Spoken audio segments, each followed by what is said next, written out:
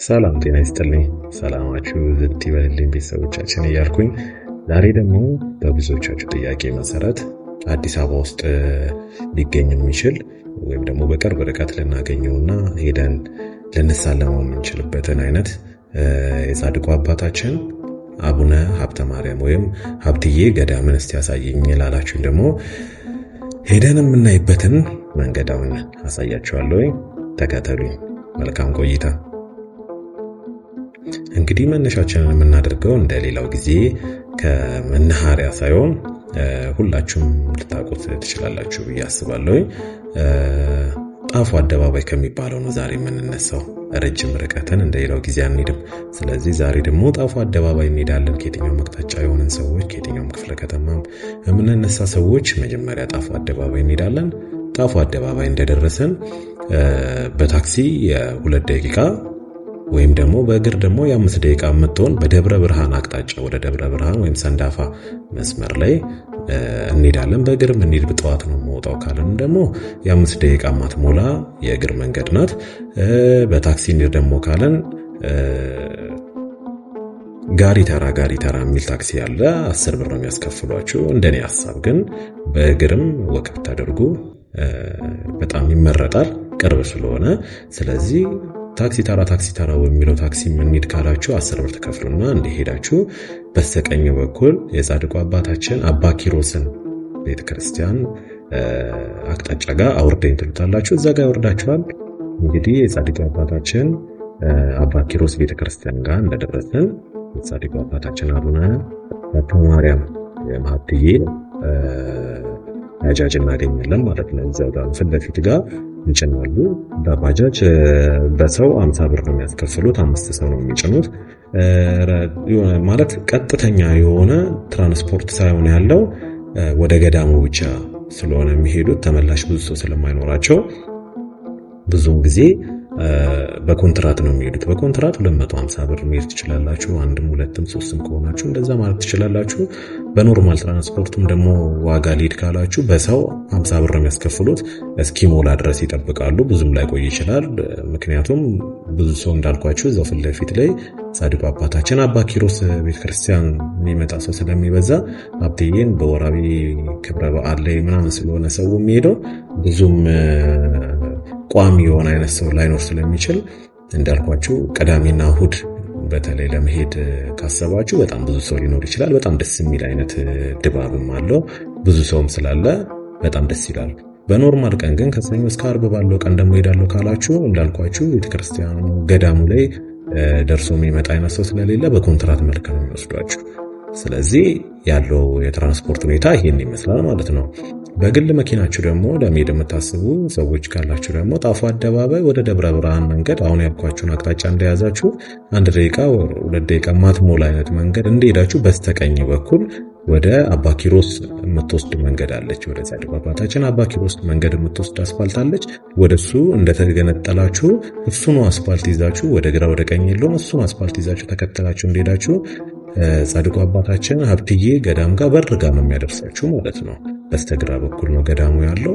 ስለዚህ የምታገኙት ነው የሚሆነው። እንደምታዩት መልካም ምድሩን ሁሉን ነገሩን አየሩን እያጣጣማችሁት እንጂ እያደረጋችሁት የምትሄዱበት አይነት መንገድ ነው። በጣም ደስ ይላል። የአእምሮ ሰላም የሚሰጥ እውነተኛ ሰላምን የሚሰጥ አይነት መልካም ምድርና ተፈጥሮን እያያችሁ የምትሄዱበት መንገድ ነው። በትራንስፖርት ደግሞ የምትሄዱ ደግሞ ሰዎች ደግሞ አብረን እስቲ እያየ ነው እንሂድ። አጋጣሚ ሆኖ እኔም 4 ሰው በሞላበትና 1 ሰው በቀረው ሁኔታ ውስጥ ነበር የደረስኩትኝ። ስለዚህ 5ኛው እኔም ገብቻለሁኝ። እድለኛ ነኝ ማለት እችላለሁኝ። ብዙ ጊዜ ለመሙላት ይቆያል እንዳልኳችሁ ኮንትራት ካልሆነና ለማንኛውም እስቲ እያየ ነው እንሂድ ደግሞ በመንገዳችን ላይ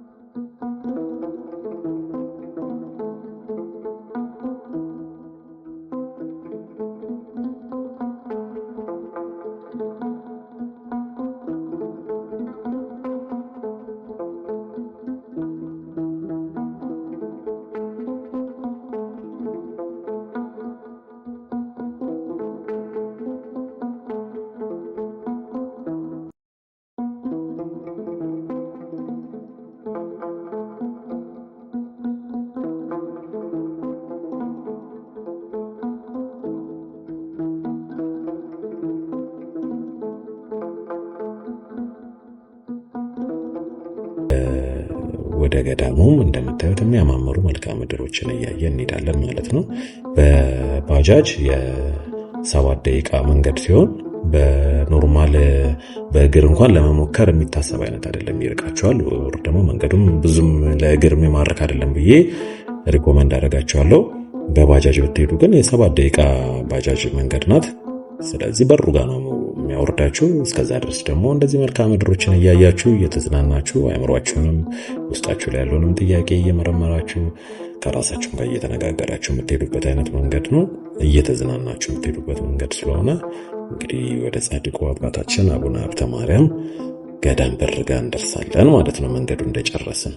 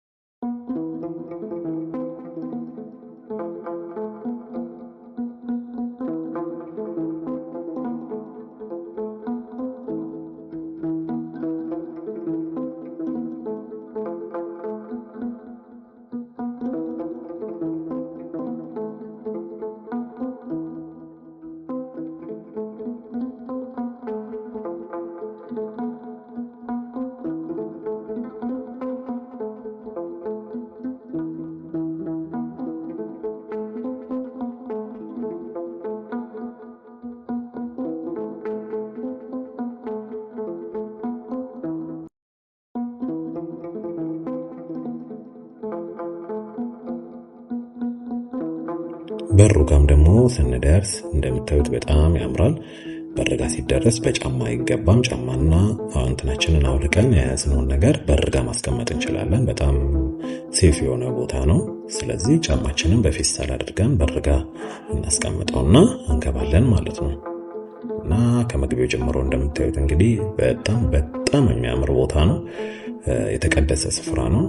ጸሎት ልመናችንን እግዚአብሔር ይቀበለን እያልኩኝ ውስጥ ላይ ያሉትን ደግሞ እየገባን ደግሞ እናያለን። እና ገዳሙ በዋናነት የሶስቱ ጻድቆች አባቶቻችንን የአቡነ ሀብተ ማርያም፣ የጻድቁ አባታችን ሐራ ድንግል እንዲሁም ደግሞ የጻድቁ አባታችን አቡነ ገብረ መንፈስ ቅዱስ ገዳም የሶስቱ ገዳም እንደሆነ ይታወቃል። ከላይ የጻድቁ አባታችን አቡነ ገብረ መንፈስ ቅዱስ ገዳም ይገኛል ከላይ ዳገቱ ላይ።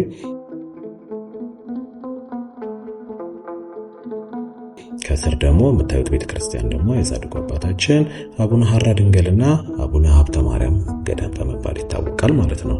እና አጋጣሚ ሆኖ እኔም ደግሞ ስደርስ እንግዲህ የአባታችን ሐራ ድንግል ወራዊ ክብረ በዓል ላይ ነበር የደረስኩት። በጣም ደስ የሚል አይነት ድባብ ነው ያለው። በጣም ደስ የሚል በጣም በቃ ይሄ ነው ነገራችሁ፣ ውስጣችሁን ሰላም የሚሰማችሁ አይነት ቅዱስ ስፍራ ነው። በጣም ደስ የሚል ነው። እንዳያችሁትም እንግዲህ ጉባኤውን በጣም ደስ የሚል ነበረ። እንግዲህ ከላይ ደግሞ በስተግራ በኩል የምታዩት ደግሞ ዋሻም አለው። ዋሻ ውስጥም ገብተን ጸሎት የምናደርግበት ግን ካሜራ አይፈቀድም። ደረጃውን እንደምታዩት አሳይቻችኋለሁ። ውስጥ ላይ ገብተን ጸሎት ማድረግ የምንችልበት ዋሻ ነው። ብዙ ስውራን አባቶች ውስጥ ላይ ዋሻ ውስጥ እንግዲህ ጸሎት የሚያደርጉበት ቦታ ስለሆነ ይፈቀዳል። ገብታችሁ ጸሎታችሁን ልመናችሁን ለፈጣሪያችሁ ለአምላካችን ለጌታችን ለኢየሱስ ክርስቶስ የልባችንን ጥያቄ የምናቀርብበት እንዲሁም ደግሞ ለምስጋናም ደግሞ የምንበረከትበት በጣም ደስ ይላል። አቡነ ከዚህ በኋላ መጀመሪያ ወደ አባታችን የመጡት መነኮሳት ሁሉ ተሰብስበው በቅዱስ ሚናስ ቤተ ክርስቲያን ውስጥ በአንድነት ቆሞ በማህሌትና በእልልታ በከበሮና በጸናጽልም አመሰገኑ። በእጆቻቸው ማጨበጨቡ፣ በእግሮቻቸው ማሸበሸቡ። በዚያ ቤተ ክርስቲያን እንዲሰበሰቡ እግዚአብሔር አዟቸዋልና ያችን ቤተ ክርስቲያን የሮም መናፍቃን እጅ ሳይዳስሳት የኖረች ናት። ተዘግታ ከመከፈት እምቢ ብላ ነበርና፣ ስለዚህም ቅዱሳን ጻድቃን ምእመናን ሁሉ በውስጧ ተሰብስበው በዝማሬ አመሰገኑባት። ዝማሬያቸውንም ካቆሙ በኋላ አባታችን ሐራ ድንግል የመካነ መነኮሳት አበምኔት ጽጌ ድንግልን እንዲህ አለው። ዛሬ አንተ ቀድሰህ በዚህ ሳለን ለሁላችን የጌታችንና የመድኃኒታችን ኢየሱስ ክርስቶስን ሥጋውና ክቡር ደሙን አቀብለን የረከሱ የሮም ካህናት ሃይማኖታችንን በለወጡና ሥርዓታችንን ባረከሱ ጊዜ ቁርባን ሳንቀበል ብዙ ዘመን ቆይተናልና። አባታችን ጽጌ ድንግልም ይህን ነገር ከአባታችን ሐራ ድንግል ሰምቶ እንዲህ አለ። እሺ፣ በዚህች ቤተ ክርስቲያን ቅዳሴ እቀድሳለሁ። በዚህም ላሉት የተቀደሱትን ምስጢራት አቀብላለሁ። ከአባቴ ፈቃድና ከጌታችን ሥጋና ደም ከማቀርብላቸው አባቶች ሁሉ ፈቃድ አልወጣምና። አባታችን ጽጌ ድንግልም ወደዚህች ቤተ ክርስቲያን ገብቶ በዚያ ዕለት ቅዳሴ ቀደሰ። በዚያም ለነበሩ ሁሉ የጌታችን የመድኃኒታችን የኢየሱስ ክርስቶስን ቅዱስ ሥጋውንና ክቡር ደሙን አቀበላቸው። እነሱም ይህን ቁርባን በሥጋ በምስጋና ተቀብለው ከቤተ ክርስቲያን ወጡ። በውጭም ቆመው እንዲህ እያሉ እግዚአብሔርን አመሰገኑት፣ አከበሩትም። አቤቱ እናመሰግንሃለን፣ እናከብርህም አለን። ለሕይወትና ለመድኃኒት የሆነን ዘንድ ሥጋና ደምህን አድነናልና። እንደዚህ ባለ ምስጋና ፈጣሪያቸውን አመስግነው መነኮሳት ሁሉ ወደ አገራቸው እና ወደ ገዳማቸው ወደ የስፍራቸው ሄዱ። አባታችን ሐራ ድንግልም ከስደታቸው ከተመለሱ ከስደተኞች መነኮሳት ጋር ስለ ሃይማኖታቸው መመለስ ቁርባን ከተቀበሉባት ቤተ ክርስቲያን ወደ ገዳሙ ተመለሰ። አባታችን ሐራ ድንግልም ወደ ገዳሙ ከገባ በኋላ 4 ወር በጽኑ ሕማም ታመመ። ከሃይማኖት መመለስ በፊትም ሕማሙ ሳይጸናበት 2 ወር ታመመ። አባታችን በሕማሙ ጊዜ ተጽናንቶ ቁርባን ለመቀበል ወደ ቤተ ክርስቲያን ሄደ። በሃይማኖት ለመለወጥ ምክንያት ቁርባን ሳይቀበል ቆይቷልና ሁሉም የሕማሙ ወራት 6 ወር ነበር። የደዌው ምክንያት ይህ ነበር። አባታችን የሚቀመጥበት የወንበሩ ስልጣኔ እግሩ በወጋው ጊዜ ወዲያውኑ ብዙ ደም እግሩ ፈሰሰ። በዚያ ምክንያት አባታችን ሐራ ድንግል ፈጽሞ ታመመ። በሕማሙ ጊዜ ብዙ የከበሩ መነኮሳት ሊያዩት ወደ እርሱ መጡ። እንደምን አለ በሽታው በርትቶብሃልን ወይስ ቀሎሃል ብለው አሉት። አባታችን ግን በመጽናናት የተወደዳችሁ ወንድሞቼ ሆይ ደህና ሆናለሁ አላቸው። ነገር ግን የሽምግልና ወራት ሳልፈጽም እንዳልሞት ሕይወትን የሰጠኝ እግዚአብሔር ይመስገን። ዛሬ ግን ከገድል ድካም ለማረፍ ጊዜ ደርሷል አላቸው። እነዚህ የተቀደሱ መነኮሳትም ይህን የሐራ ድንግልን ይህን የአባታችን መልስ በሰሙ ጊዜ ስለ አባታችን ሐራ ድንግል ሕማም መበርታት በጣም አዘኑ። መራራ ልቅሶንም አልቅሰው እንዲህ አሉት። አባታችን እንለምንሃለን እናልልህማለን፣ ፈጽመን ቸል አትበለን፣ እኛ ወገኖችህ ነንና። አባታችንን ልመናችሁን ምልጃችሁን ምንድን ነው? እኔ እንዳውቅ እስኪ ንገሩኝ። ከዚህ በፊት ነግራችሁኝ አላወቃችሁምና አላቸው። እነሱም እንዲህ አሉት፣ ነገራችንስ ይህ ነው። ጉልበትህ በጾምና በጸሎት ስለደከመ ጥርሶችህም በሽምግልና ከቦታው ስለረገፉ በዚህ ሥራ ምክንያት ነፍስን ከሥጋ የሚለይ ጽኑ ሕማም ስለ ያዘ በአፍህ እህል እንድትቀምስ ነው። ቀድሞ ግን አንተ ታራሚና ተጋዳይ እንደነበር እኛ እናውቃለን። ዛሬ ግን እንደ ቀድሞ ልታደርግ አትችልም። ሁለት ኃያላን ይዘውሃልና እነርሱ ሞት ካላመጣቸው በቀር ከድካሞች ወይም ከብርቱዎች ማንም ሊያውቃቸው ሊቃወማቸው የማይችል አንደኛው ደዌ ሁለተኛው እርግና ናቸው። አባታችን አላድርግም ለለመኑት ሰዎች እንዲህ አላቸው፣ ይህን ነገር እውነት እላችኋለሁ ከዚህ ሁለት ኃያላን ከሰው ወገን የሚበልጥ የለም። አሁንም ምክራችሁን እቀበላለሁ እንዳላችሁም በአፌ እህልን እቀምሳለሁ። እኔም ፍቅሬን ገንቢ እንዲሆን እንጂ ፍቅርን አብራሽ እንዳልሆን ከምክራችሁ አልወጣም። ጥቂት የእንጀራ ቁራሽ በተልባ ውሃ በተሰራ ወጥ ይቀምስ ዘንድ እነዚህን ለመኑ ጀመረ።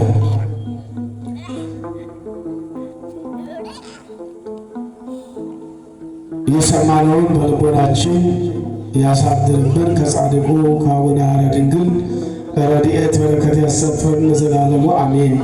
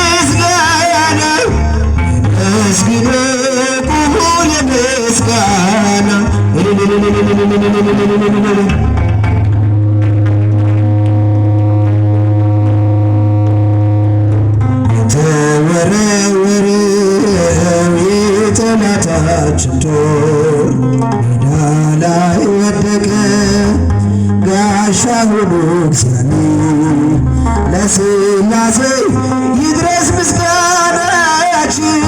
ተሸነፈ አዳኝ ጠላታችን እግዚአብሔር ያለ ማንም የለምና አማኑኤል ያለ ማንም የለምና እልል በሉ ቁሙ ለምስጋና አመስግኑ ቁሙ ለምስጋና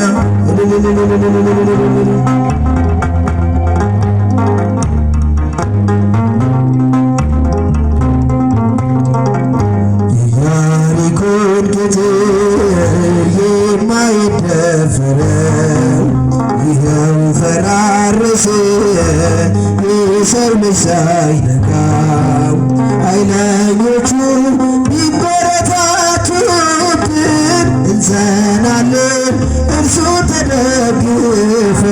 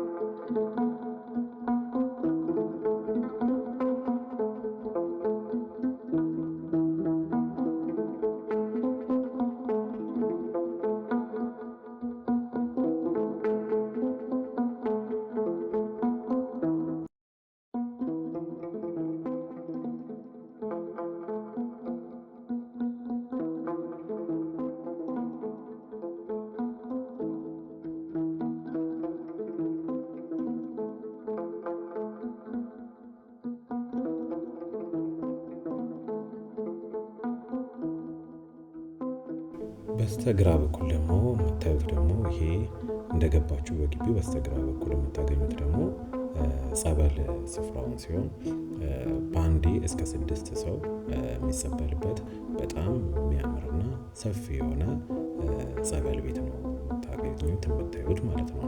እንግዲህ ይሄ የምታዩት እንግዲህ ውጭ ላይም እንግዲህ በጣም የሚያምር ደስ የሚል አይነት ጸበል ቦታ ነው።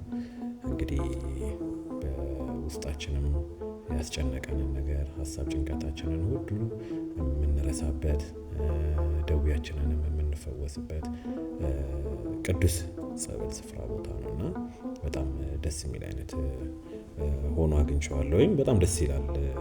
ለጸበልም ከረጅም ርቀት ድረስ የሀብትዬን ጸበል ፍለጋ የሚመጣ በጣም ብዙ ሰዎች አሉና ከዛ መሀል ላይ ደግሞ ጸበሉን እንግዲህ የአራት ጸበል እንትን እንደሆነ ነው የነገሩን አባቶች።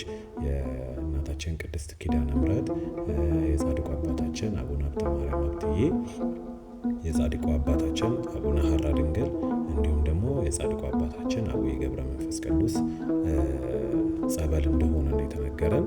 እንግዲህ ጸበሉን ደግሞ እንደጨረስን መውጫችን ላይ እምነት እና ጸበል እንዲሁም ደግሞ በቅዱስ ስፍራው ላይ ደግሞ ያሉትንም ስዕል አድኖችንም መግዛት የምንችልበት እና መውሰድ የምንችልበት ሁኔታዎች ነው ያየነው። በጣም ደስ የሚል ሰላም የሚሰጥ እውነተኛ ሰላም የሚሰጥ ቅዱስ ስፍራ ነው የምታዩት።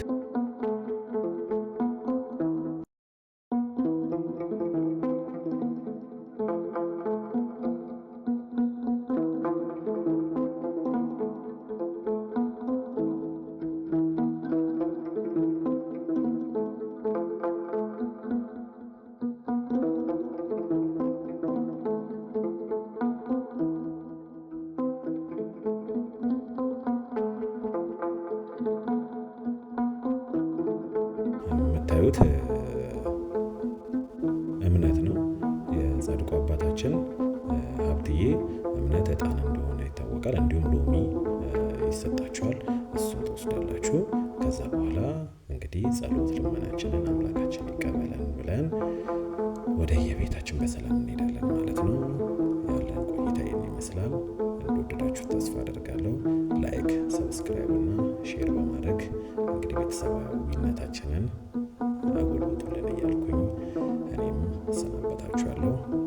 መልካም ጊዜ። ቸር ይግጠመን።